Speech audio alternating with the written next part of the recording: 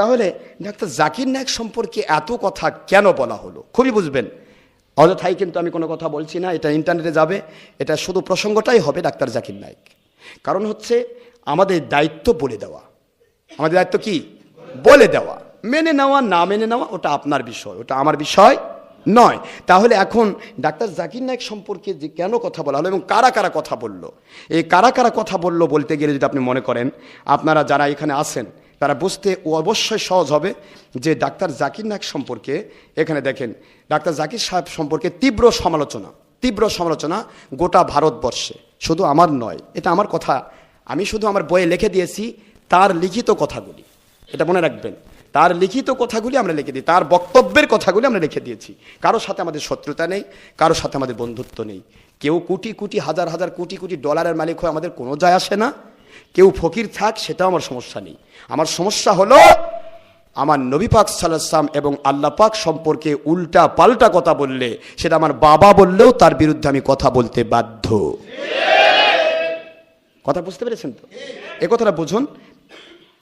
এখানে বলা হচ্ছে যে সকল মুসলমানের উচিত, দেখেন এখানে বলা হচ্ছে যে, প্রিয় পাঠক, এখানে বোঝা হচ্ছে কওমি দেওবন্দীদের, যারা কওমি দেওবন্দী ভাইয়েরা যারা দাবি করেন, তারাও কিন্তু ডাক্তার জাকির নায়েক, যে আজকে কথা বলতেছি আমার বিরোধিতা করতে, কি হাই রে ডাক্তার জাকির নায়েকের বিরুদ্ধে বললো, মাথাত খিসকা টুপিতে বলবে, কিন্তু তারাও কিন্তু ডাক্তার জাকির নায়েককে পথভ্রষ্ট ফতোয়া দিয়েছে। সুবহানাল্লাহ জোরে কোন। এখানে দেওয়া হয়েছে কওমি দেওবন্দীদের ইসলামী বিদ্যাপীঠ নামে পরিচিত দারুল উলুম দেওবন্দ থেকে ডাক্তার জাকির নায়েককে পথভ্রষ্ট, গোমরাহ, পথভ্রষ্টকারী ইত্যাদি অনেক বিষয় উল্লেখ করে ফতোয়া প্রদান করা হয়েছে। আল্লামা তাকি ওসমানী দামাত বারকাতুহু আলিয়া এর ঐতিহ্যবাহী দ্বীনি প্রতিষ্ঠান দারুল উলুম করাচি, ভালো করে শুনুন, খালি মনে করবেন না যে ডক্টর আশরাফ সিদ্দিকী বোধহয় বলতেছে, এটা মনে করা যাবে না, এই জন্য কথাগুলি আমি বলছি। এবং এরপরে বলবো যে ডাক্তার সাহেবের সমালোচনা কেন হচ্ছে, সেই কেনগুলি আমরা তুলে ধরবো। কষ্ট হচ্ছে আপনাদের? এখন এখানে বলা হচ্ছে করাচি থেকে, পাকিস্তান করাচি কওমি মাদ্রাসা থেকে ডাক্তার জাকির নায়েক সম্পর্কে সাবধান করে ফতোয়া দেওয়া হয়েছে এবং তাকে পথভ্রষ্ট ফতোয়া দেওয়া হয়েছে।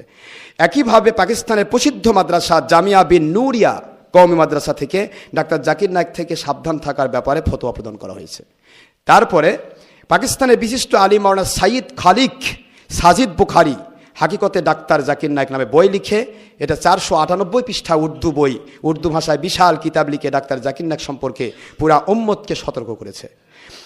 পাকিস্তান করাচির অপর এক বিশিষ্ট আলিম মাওলানা আবু উসামা জাফর বাগরবি কিতাব লিখে উম্মতকে সতর্ক করেছেন। ইয়ামেনের দারুল হাদিস, ভালো করে শুনুন, সৌদি আরবিয়ার অংশ ইয়ামেন, সিরিয়া, ইয়ামেনের দারুল হাদিস দাম্মাস থেকেও ডাক্তার জাকির নায়েককে গোমরাহ ও পথভ্রষ্ট বলে ফতোয়া প্রদান করা হয়েছে।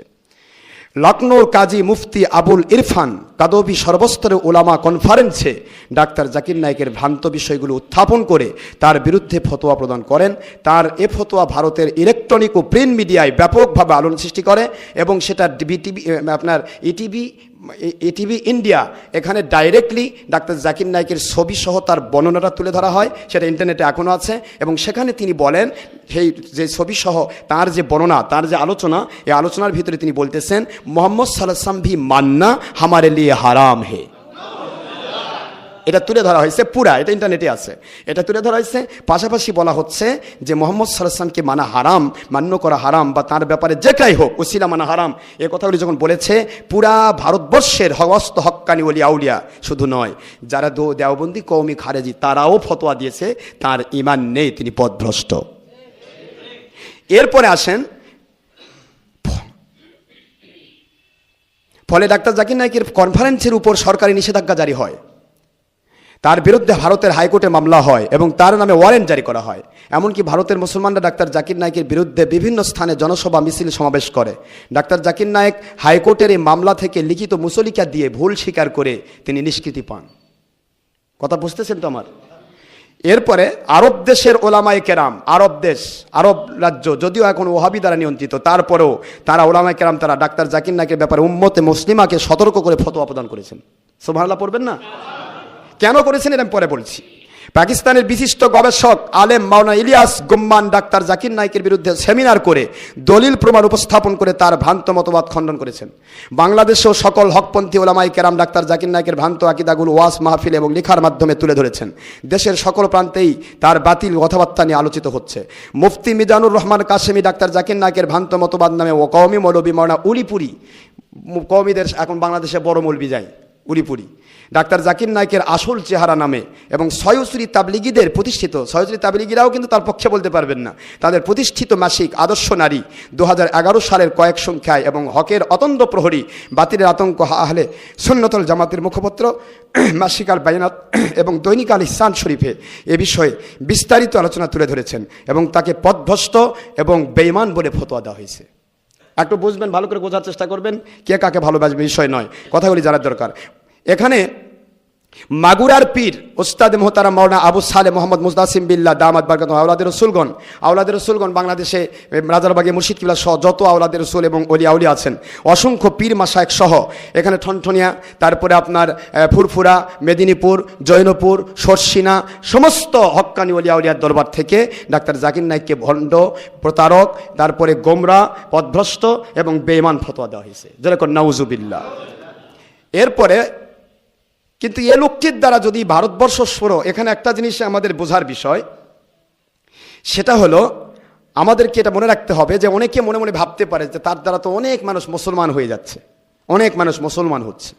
এই মুসলমান হওয়াটাকে কেন্দ্র করে অনেকে বলে বাপরে তার বিরুদ্ধে বলতেছে, মুসলমান হচ্ছে, ভালো কাম তো। আপনাদেরকে আমি বলবো, বলুন তো এ দেশে যত কিছুই হোক একটা মানুষ 10,000-এর বেশি মুসলমান বানাতে পারবে না, না 1 লাখই বানালো, কি কথা ঠিক তো? 1 লক্ষ মুসলমান বানালো, কিন্তু সেই মুসলমানের আকীদা হলো ছবি জায়েজ, ভিডিও জায়েজ, টিভি জায়েজ, মহিলা নেতৃত্ব জায়েজ, মহিলা জামাত জায়েজ, তারপরে আপনার কি বলে টাই পরা, প্যান্ট পরা, স্যুট পরা, এগুলি কোনো সমস্যা নেই, এগুলো জায়েজ। এগুলি যদি তার আকীদা হয়, ইসলামী শরীয়তের এই সমস্ত হারাম কাজগুলি যদি ইসলামী শরীয়তের জায়েজ মনে আকীদা হয়, যতই উপরে মুসলমান হোক, হিন্দুটা ছিল মুসলমান হয়েছে, আসলে মুসলমান হয়েছে? আর কথা বলবেন তো, হবে হয়েছে তো? 1 লক্ষ কেন 5 কোটি মানুষকে মুসলমান বানানো হোক, কিন্তু তাদের আকীদা যদি হয় আল্লাহর হাবিবের একটা হারাম, সেটাকে সে জায়েজ মনে করতেছে।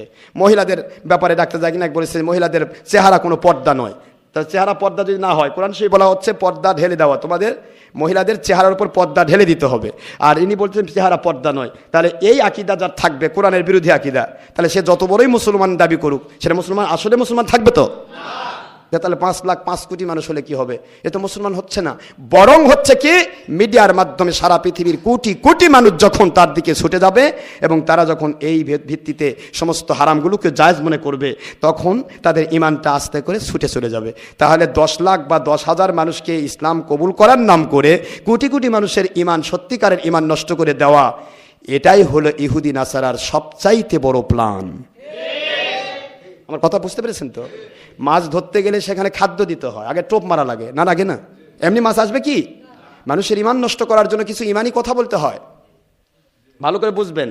মানুষের ইমান ধ্বংসের জন্য কিছু ইমানি কথা বলতে হবে, আমল ধ্বংস করার জন্য আমলি কথা বলে তাদের ডাকতে হবে। যারা আমলদার ইমানদার দৌড়ে ছুটে আসবে, এরপরে আস্তে করে ডোজ দিয়ে দিলাম, 5 মণ দুধ একত্রিত করলাম, এরপরে 100 টাক পেশাব ছেড়ে দিলাম, কি করুন? হবে তো?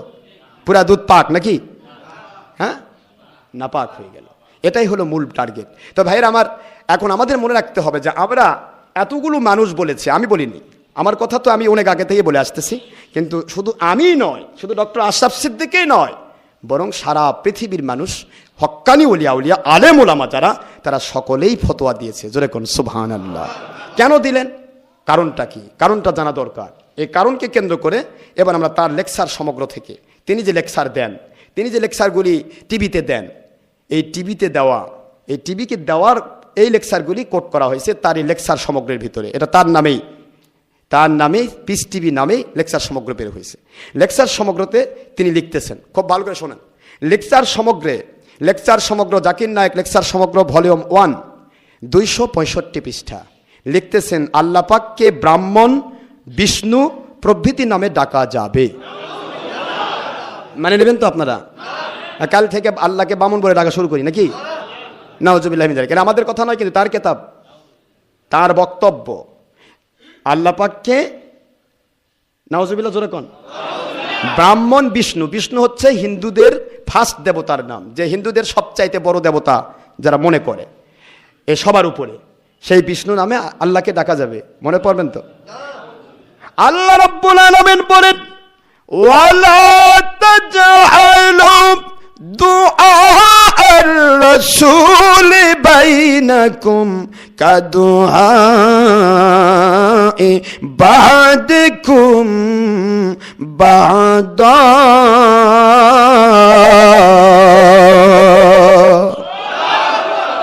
এ দুনিয়ার মানুষেরা আমাকে যা ইচ্ছা তাই নামে ডাকা তো দূরের কথা, দূরের কথা, দূরের কথা।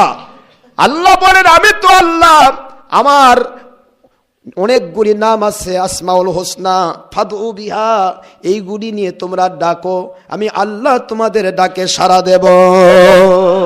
কিন্তু যা ইচ্ছা তাই আমাকে ডাকা তো দূরের কথা, বরং আমার সৃষ্টি জগতের শ্রেষ্ঠ আমার নবী পাক সাল্লাল্লাহু আলাইহি ওয়াসাল্লাম, ওনাকেও তোমরা তোমাদের পরস্পরকে যেভাবে ডাকাডাকি করো, ওইভাবে আমার হাবিবুল্লাহকে তোমরা কখনো ডেকো না।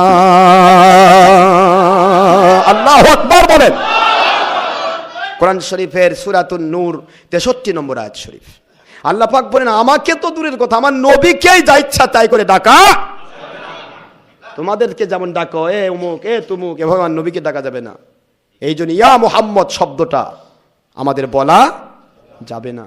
ইয়া রাসূল, ইয়া হাবিব, আয় আমার হাবিব, আয় আমার রসুল, আয় আমার নবী, এভাবে ডাকতে হবে। তার যেগুলি সিফাত সেগুলি নিয়ে ডাকতে হবে। রসুল পাক সাল্লাল্লাহু আলাইহি ওয়াসাল্লামের নাম ধরে, আমরা যেমন নাম ধরে একজন আরেকজনকে ডাকি, ওইভাবে নবী পাক সাল্লাল্লাহু আলাইহি ওয়াসাল্লামকে নাম ধরে ডাকাডাকি করো না, আল্লাহ বলতেছেন। সুবহানাল্লাহ জোরে বলবেন। আর উনি বললেন, বিষ্ণু ব্রাহ্মণ নামে আল্লাহকে ডাকা যাবে। ডাক্তার জাকির নায়েকের